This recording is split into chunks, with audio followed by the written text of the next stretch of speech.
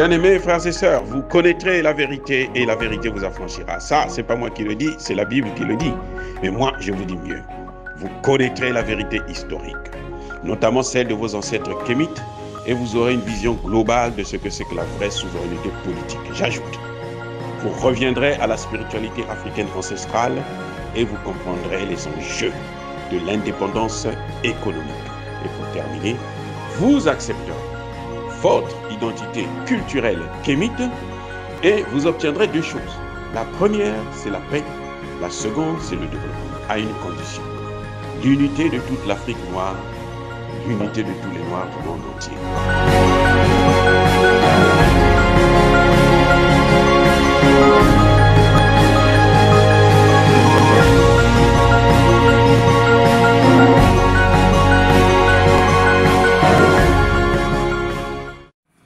Otep à tous, bienvenue sur la chaîne des panafricanistes par essence, par conviction et par excellence.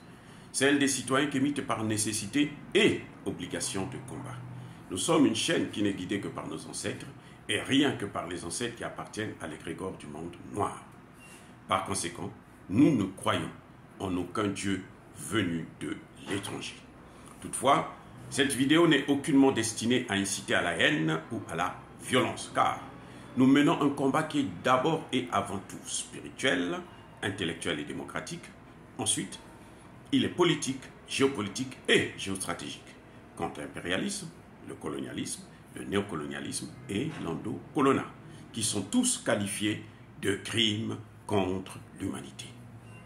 Nous menons ce combat sur la base du principe fondamental que nous avons reçu de nos ancêtres kémites, qui est celui de la Mahat, c'est-à-dire solidarité, vérité et justice.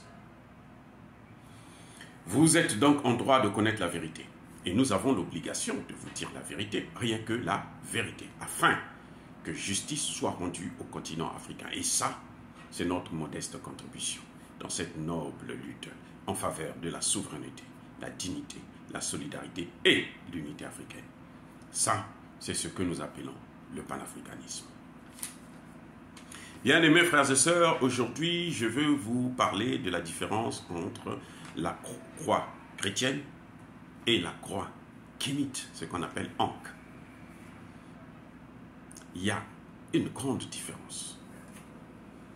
Et ça nous permettra de comprendre quel est le symbole qui est le plus proche de la réalité scientifique.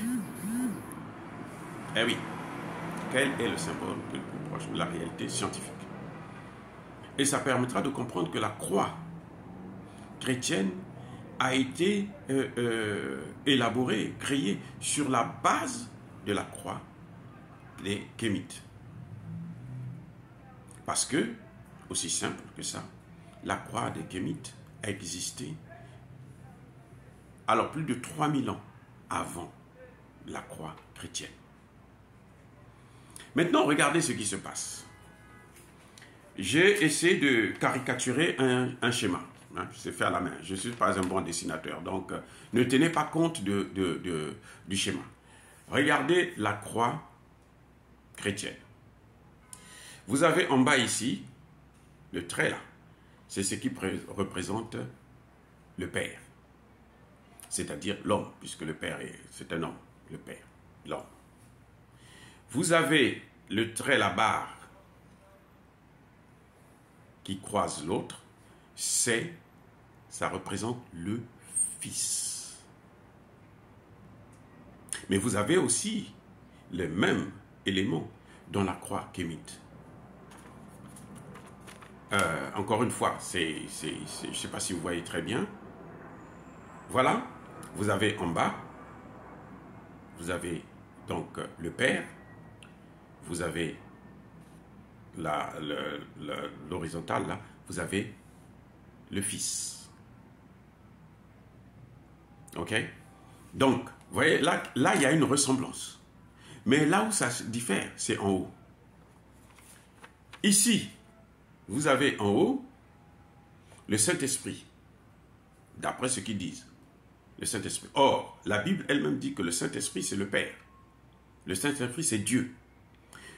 Ce qui revient à dire, vous avez le Père, le Fils et le Saint-Esprit, donc le Père, c'est-à-dire le Père, le Fils et le Père. Nous avons là deux hommes, un homme et un fils.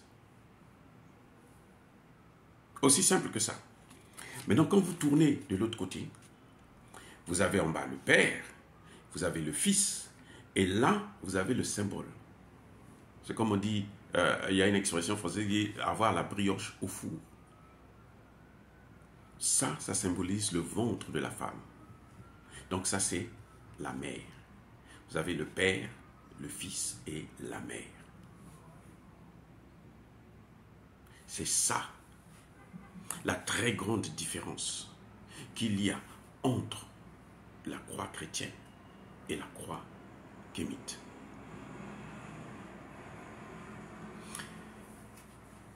Maintenant, qu'est-ce que ça signifie scientifiquement parlant? Sur le plan scientifique. Le Père et le Père ne peuvent pas donner le Fils jusqu'à preuve de contraire. On ne peut pas avoir un fils par deux hommes. Ce n'est pas possible. Nous ne parlons pas ici de l'homosexualité, non, ça, ce n'est pas mon sujet. Je parle de l'explication. Encore qu'il y a des homosexuels qui vont vous dire que Jésus-Christ lui-même, il était homosexuel. C'est peut-être à base de la croix chrétienne même. Donc vous avez deux hommes qui donnent un enfant. Alors que chez les Kémites, donc 3000 ans avant, vous avez un homme et une femme qui donnent un enfant, un fils. Et ça, c'est vérifié scientifiquement jusqu'aujourd'hui, jusqu'à preuve de contraire. C'est l'homme et la femme qui donnent un fils. Donc vous voyez, ce que je voulais vous montrer, c'est que la croix chrétienne n'est pas proche de la réalité scientifique. Je parle bien de la réalité scientifique. Tandis que la croix chrétienne, plutôt kémite, c'est la pure réalité scientifique. Parce que chez les kémites, on ne dit pas le Père, le Fils et le Saint-Esprit, mais on dit le Père, la Mère et le Fils. Ou le Père, le Fils et la Mère. C'est-à-dire que c'est le Père et la Mère qui donnent le Fils. Et ça, c'est une réalité scientifique. C'est pour ça que les symboles kémites ont toujours une explication purement scientifique. Ah oui. Vous savez que vous allez prendre le dollar américain, vous allez trouver les symboles africains, les symboles kémites. On n'aime pas les Africains, mais on prend ce qui leur appartient. Ça, c'est clair. Vous avez plusieurs symboles kémites sur le dollar américain. Le plus visible, c'est le triangle. C'est la pyramide. Le triangle, c'est la pyramide. Et la pyramide, c'est quoi? C'est scientifique, c'est mathématique. Tout ce que vos ancêtres ont créé ont une explication scientifique évidente. Le symbole de la pyramide, c'est les mathématiques, c'est la géométrie. Parce que ce sont nos ancêtres qui ont inventé ça. Ce sont nos anciens. Vous savez, il y a l'os des Chongo qui existe là, que les Belges ont volé au Congo démocratique, ils ont amené en Belgique. Qui date depuis plus de 40 000 ans. Il y a aussi l'os d'Olombo, encore même plus vieux, qu'on a découvert en Afrique du Sud. Ishongo, on a découvert ça au Congo démocratique. Voilà, bien-aimés frères et sœurs, ne négligez pas votre culture, votre identité. Vous devrez en être fiers. Parce que votre identité, ce n'est pas... C'est ceux qui, nos ancêtres là, n'étaient pas des gamins, n'étaient pas des vauriens, mais alors c'était la pensée. C'est au cœur de la pensée. Vous allez me dire, mais pourquoi les Africains aujourd'hui ne réussissent pas, ils souffrent, l'Afrique ne se développe pas et tout, machin. Oui, c'est vrai. Mais parce qu'on ne nous laisse même pas le temps de réfléchir. Je répète, on ne nous laisse pas le temps de réfléchir. Vous venez même ici aux États-Unis, lorsque les Chinois se retrouvent entre eux, personne ne s'inquiète. Les Chinois peuvent organiser 1000 conférences où il n'y a que des Chinois. Personne ne va dire un mot contraire. Personne ne va se poser des questions.